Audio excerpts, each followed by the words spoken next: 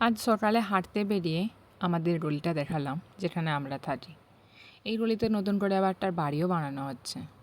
তো সকালে হেঁটে এসে রুমটা পরিষ্কার করে নিলাম। তারপর সকালে ব্রেকফাস্টটা আজকে বানিয়েছিলাম ব্রেড। এই যে ব্রেডগুলো প্যানে একটু গরম করে নিচ্ছি। তারপরে এই যে পিনাট বাটার দিয়ে ওপরে নিয়ে নিচ্ছি। এই পিনাট বাটার দিয়ে ব্রেড খেতে বেশ ভালোই লাগে। মাঝে মাঝে জ্যাম দিয়েও খাই, আবার নর্মাল বাটার দিয়েও খাই, তবে এই পিনাট বাটারের টেস্টটা একদম অন্যরকম।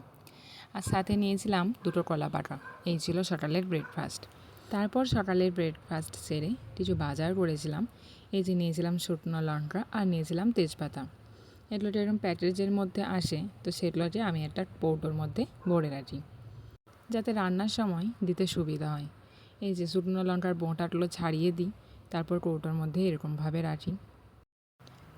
চাইলে হাতের কাছে খুব সহজেই পাওয়া যায়।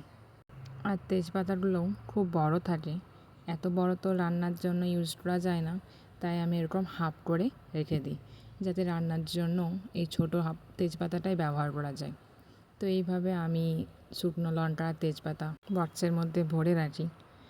আপনারা কীভাবে রাখেন কমেন্টে জানাবেন।